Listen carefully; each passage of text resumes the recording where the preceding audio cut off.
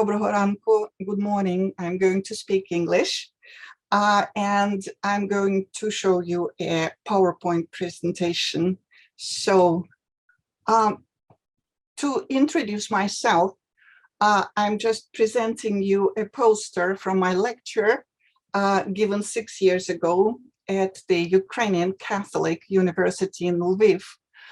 And I have been giving lectures about русский мир, or Russian world, around the world, in the United States, in Great Britain, in Netherlands, but nowhere I was appreciated very much. Some people stopped any collaboration with me after I would give a lecture on the Russian world.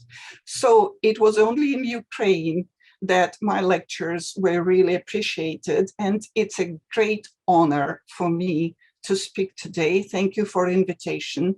And before I start, I would like to express my condolences for your great losses and my empathy for all the suffering people. It's very hard today to think of anything else but the war going on and all that great sufferings of Ukrainian people. So I express my solidarity and my guilt by association with Russia, certainly. So this is my title, Русский мир as Communist Christianity and Post-Soviet Theology or War. I have chosen two of the many demotivators, two parodies from social media, two caricatures. Demotivator, patriarch as a constructor of русский мир, the ideological hybrid, a mix of the Soviet and the Orthodox I'm going to talk about, had been recognized and satirized by writers, artists, and social media actors long before the church and academy turned our faces to this problem. The remix culture of social media produced hundreds of visual derivatives combining crosses and stars or other Soviet and Christian symbols, sometimes together with swastikas, the latter pointing to the nationalist dimension of the so-called русский мир or Russism doctrine.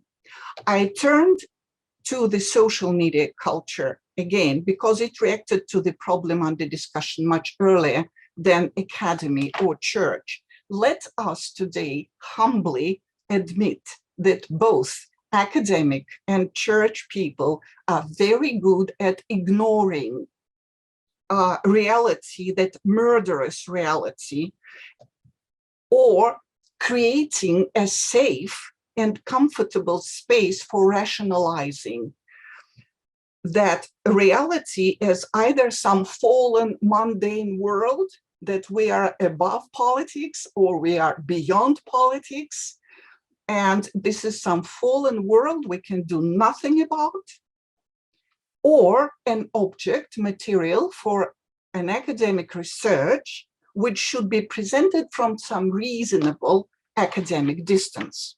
The organizers of this conference, however, understand the danger of the academic distancing from русский мир when they write, and everybody read it, we are, the organizers, quote, "We are planning not so much a classical scientific conference with reports, but rather organizing and conducting an expert council to discuss the problem and develop an algorithm for its solution." Let us begin with a list of origins and contributors to the doctrine of the Russian world.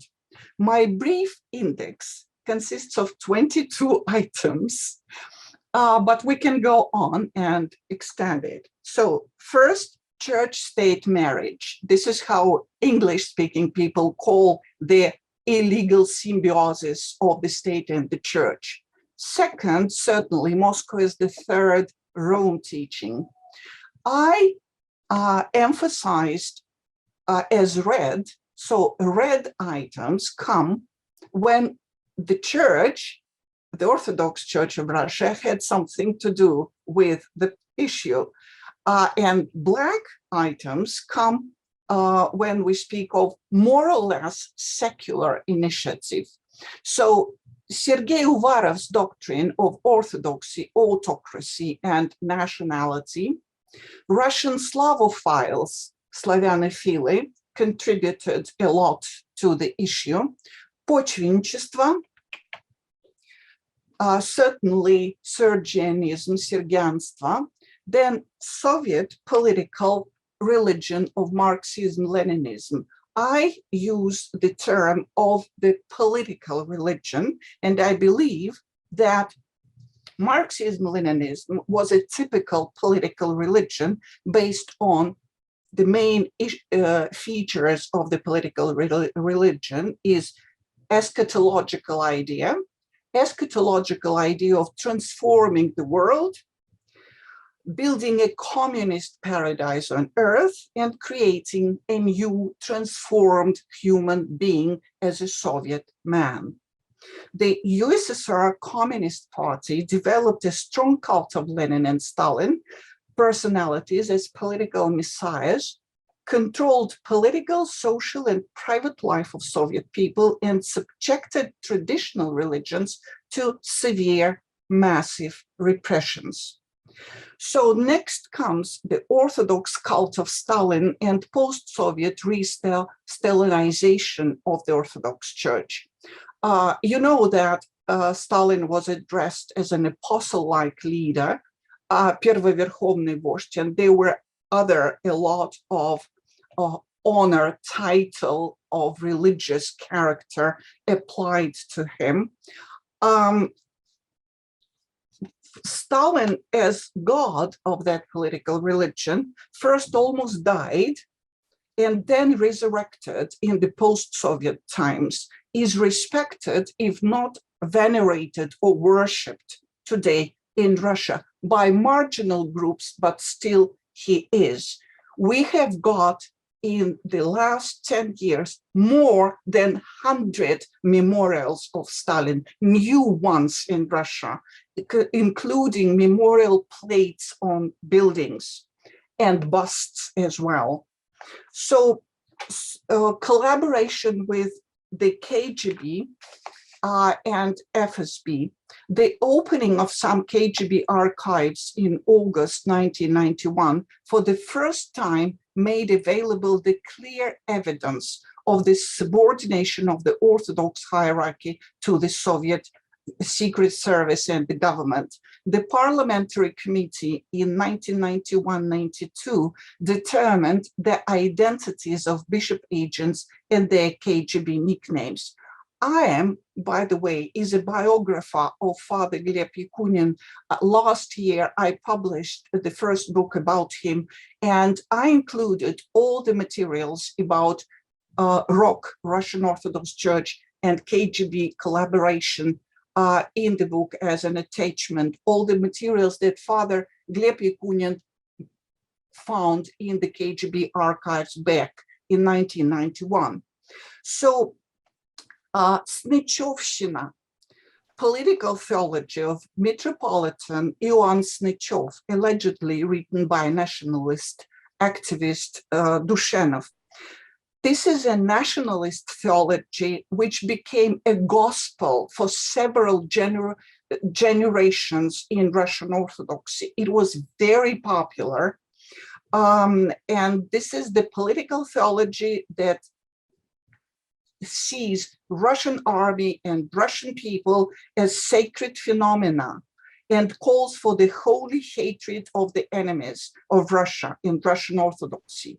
It supports Revanchism as restoration of the integrity of the Russian royal and the Soviet Empire. and authoritarian political system with the Russian Orthodox Church to be married to the state and playing a leading role in social policy, education, and foreign affairs. So the number 11, make Russia great again, it's a paraphrase from President Trump, certainly, but this is because Trump loved Putin so much. I wrote an article about whether Putin's dystopia, anti-utopia, looks like Trump's dream, and tried to show why Trump admired Putin. So this is the spirit of retromania and revanchism. We have been living for 30 years of the post-Soviet times in the atmosphere of retromania, of the Russia we lost, that empire before 1917, Soviet nostalgia, and the church contributed a lot to it. Number 12, already mentioned, Русский мир theory developed in the early 1990s by so-called methodologists, political consultant Petr Shchedrovitsky, and a large group around him, Валерий Тишков, Ефим Островский, Виталий Скринник, Татьяна Полоскова, Natalia Narachnytskaya. And that was a crime intellectuals committed, because they were asked by the government to create some new Russian idea.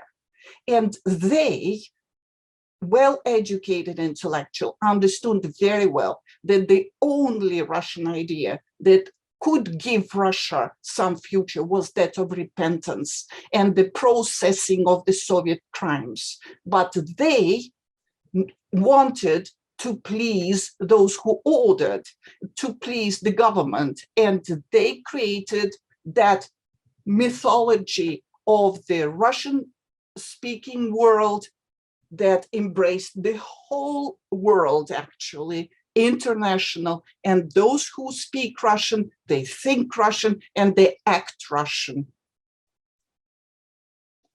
This is something that never existed, but they did that, and they really put foundation for the religious development of the Russian world, or русский мир. Then the World Russian People's Council, Русский Народный Собор, headed by rock patriarchs, contributed a lot. They glorified русский мир as a world wide net of Russians. Back in 1993, we can find Metropolitan Kirill Gundyaev speaking about that. Then comes Kremlin's compatriot policy. Actually, русский мир, developed by methodologists, was an answer to a challenge coming from the government. They asked to develop Kremlin's compatriot policy to replace the loss of the Soviet Union by even greater territory of Russians living everywhere. The Russian doctrine of 2006, it was my, I think, heroic deed. I read all the 600 pages of it, of that clumsy, terrible text, but full of revanchism, reformation, and revival of grandeur of the lost Soviet Empire. Red Fascism and Neo-Eurasianism by Alexander Dugin and the company. Actually, Putin today repeats many formulas, phrases, ideas of the early Dugin.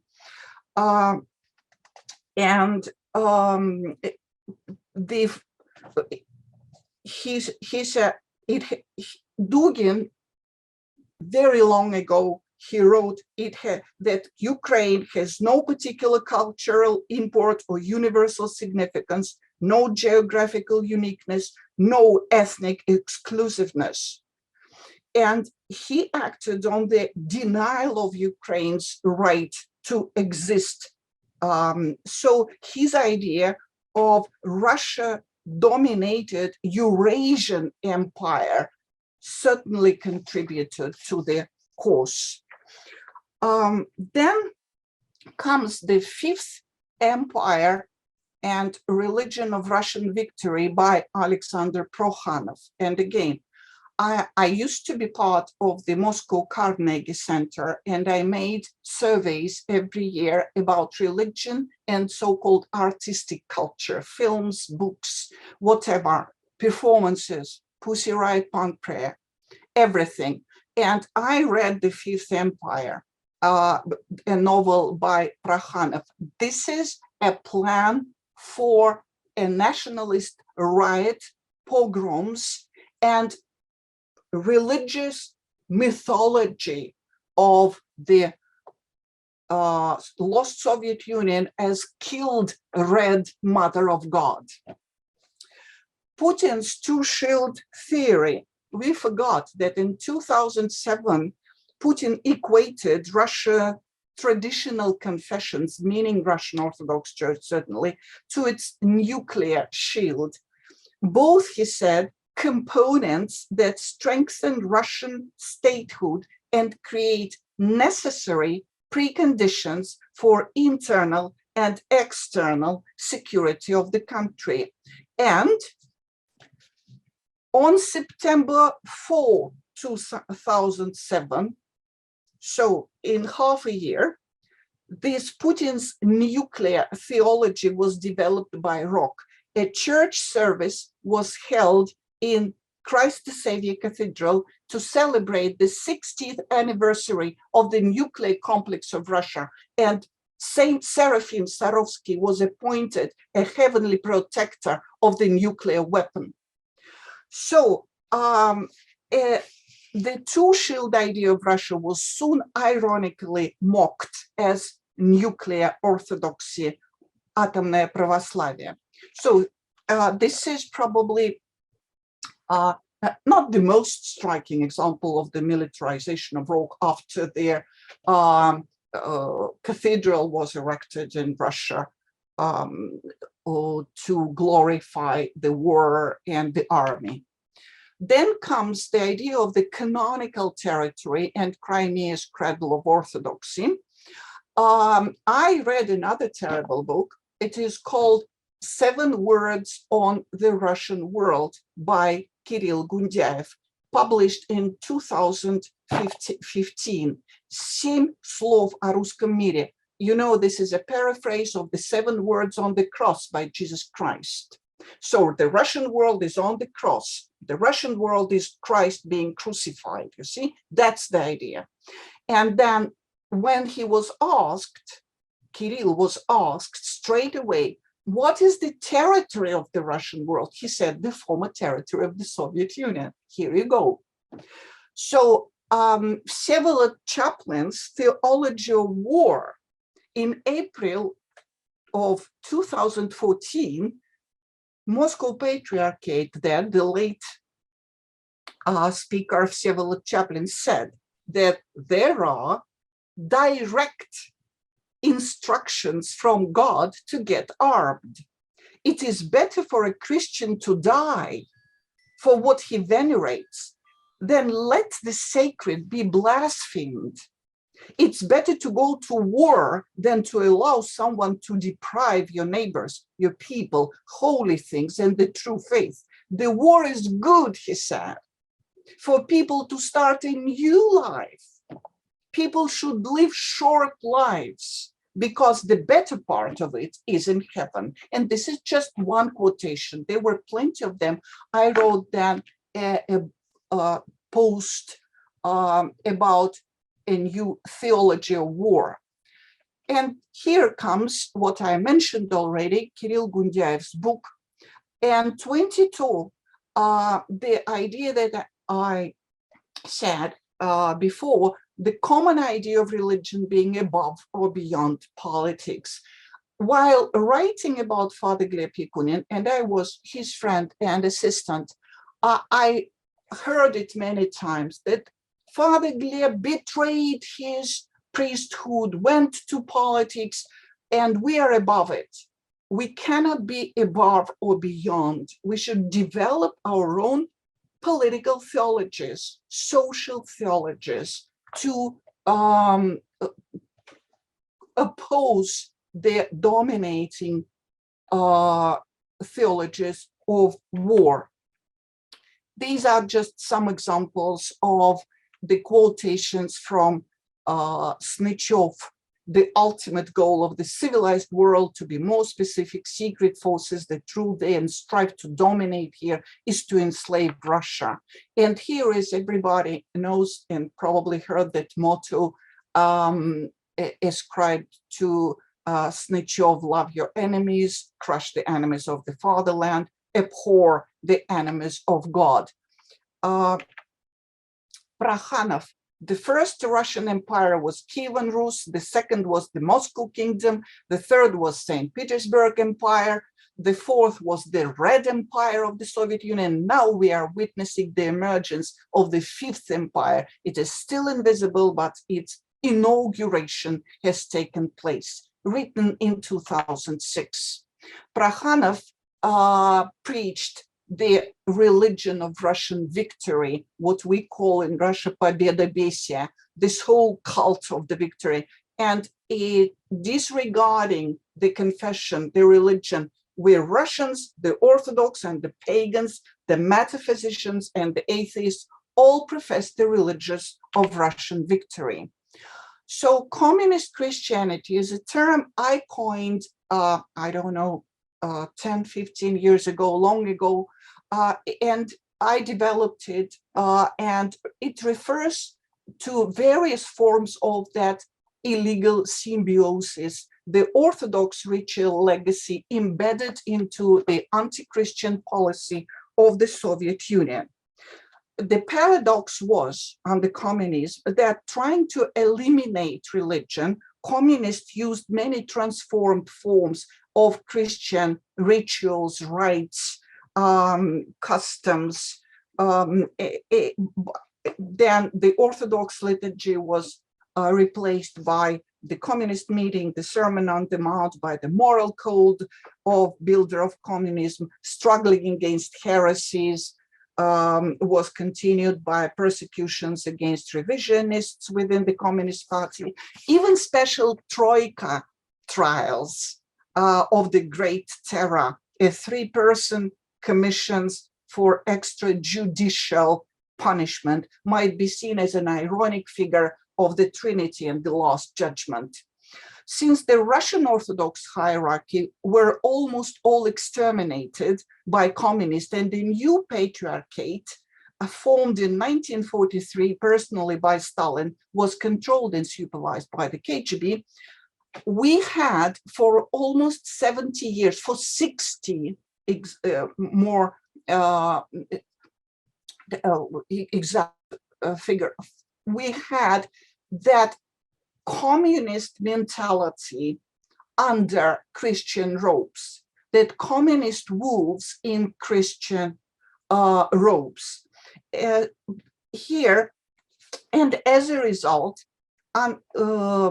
a religious totalitarian language was developed, what Natalia told about, that peacemaking religious political language was totalitarian. It was a disguise for Cold War aggression, and to manipulate the public, to hide or justify the persecutions against the believers inside and aggression outside the country. So they even developed in the patriarchy, they even developed the whole peace gospel, Завет о мире, was developed, Четвертый Завет о мире, the fourth testament of peace, developed by Moscow Patriarchate, and Nicodemus was the leader of the project. And it was criticized by Soviet dissidents. So that hodgepodge mixture, hybrid of the Soviet and the Orthodox, of the Christian and the communist, is a quasi-religious set of ideas or a political religion of русский мир or Russism that sacralizes the leader and demonizes enemies, providing the dictator with the ideological foundation for any aggression abroad and repressions within the country. And one of the many paradoxes of post-Soviet Orthodoxy in Russia that Christians venerate, respect, and even venerate, even make icons and ask to canonize their own persecutors. This huge Stockholm syndrome of the church. The Christianity mixed with communist ideology is quite popular among those thousands of former communists who converted to Christianity in mass since 1988. So then everybody who dares doubt a new ideology becomes an enemy, and people with communist mentality, they are very suspicious and ready to accuse. So, and they created their own list of enemies, Ukrainians leading in the list, Judeo-Masonic groups, Americans, liberals, Democrats, ecumenists, globalists, feminists, LGBTQI community, or whoever. They can add anyone to the list, and the list is growing. So the new religion, political religion, has a cosmic dimension. That what differs here from the Soviet ideology, since Holy Russia is claimed to be at the center of the spiritual struggle between God and Satan, and the whole world is at stake. So it sounds like an ambivalent term, meaning both the Orthodox ritual legacy embedded into anti-Christian policy, the religious language of the Soviet propaganda, and the hodgepodge mixture of communist and Christian traits in the Soviet propaganda and culture. Father Gleb Yakunin published several brochures, among which The Cross and the Hammer, you see the title, the cover of the book, and The True Face of Moscow Patriarchate, History of the Orthodox Taliban.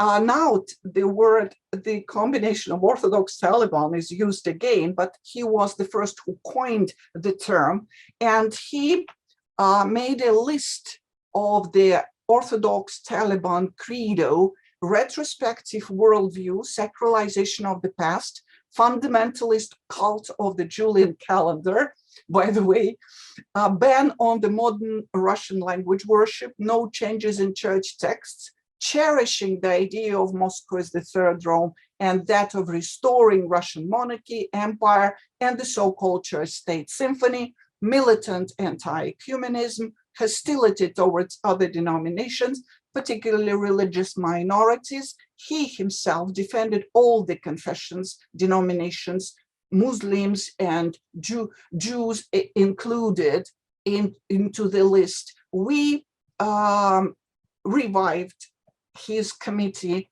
2 years ago, and now I represent the Yakuninsky Committee of the Freedom of Conscience, and we do what we can very little to defend Jehovah's Witnesses, first of all, a lot of trips around the country, then Scientologists, Hizbut Tahrir and Crimean Tatars, and other religious minorities. And we are a grassroots organization. Then anti-Western position against American and European political culture and NATO, and they do not stand democracy, freedom, and human rights, anti-Semitic conspiracy. So this is my book about Father Gleb, Gleba, запрещеннейший Ирия Якунин, and this is посвящено a certificate that his grandfather was a citizen of Ukraine. Look at the date, 1918. Great. Thank you. 5 minutes, or that's it? That's all. That's all, okay. 1 minute. Okay. then come just several examples. You may have a look. I'm not saying anything that I was going to again show Vladimir Vojnovich and Zvezdony and День опричника, a great dystopia about the present, but Sorokin, the author, believed that it was about the present of 2006. And this combination of the Mercedes, smartphones, and massacres, this is again what Natalia told about a modernization without westernization. In the secret police, you cannot swear and you cannot smoke, but you can rape, you can torture, you can just exterminate the enemies. And this is just a collage of the 1980s by Vagrich Bakhchanyan. And this is true because medals with Lenin are on display at Holy Trinity and St. Sergius Lavra in Sergiev Posad. Those medals with Lenin that were hierarchs awarded. And just a joke to end this very serious topic by Maya Kucherskaya. One priest was non-believer. He did everything as expected, but he did not believe in God. Well, in the past, being a communist didn't mean that one had to believe in communism. Neither has the priest. This is a satire. There is a lot of satire in art, literature on that communist Christian mix. Please do not confuse communist Christianity with Christian communism. Thank you, Дякую, and Україна переможе, I believe. Thank you. Дякую. Я хочу запитати двох наших доповідачів. По-перше, пані Волкову, чи була спроба з її боку висновки, до яких вона дійшла, аналізуючи русський мір Кирила, довести цю інформацію до Ватикану, до Папи Римського?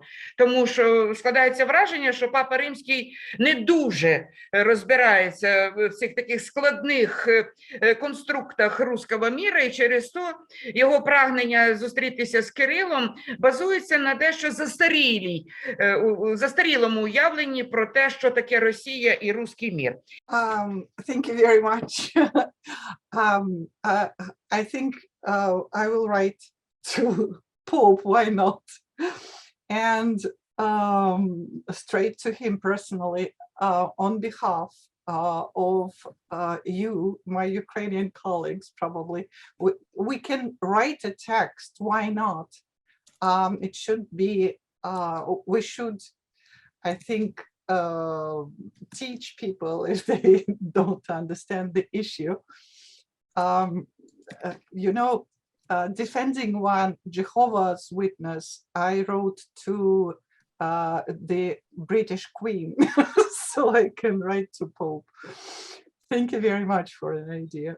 Як на вашу думку, патріарх Кирил – це один з авторів ідеології руського міра, чи лише один з талановитих агентів спецслужб, які її творчо переробляють і поширюють? Він автор, чи той, через кого вона поширюється? I think there is an easy answer. It's a dragon with two heads. It's one entity, one creature with two heads. And so, and patriarch, all of them were very good at listening to what is wanted, what is the tendency, how they can serve. So we can examine date by date who said first, but it won't work because they work together. And I don't see a borderline between the secret services, the apparatus of the president, and the church. I think they're one entity, whole. And there is no sense in dividing them. They work together.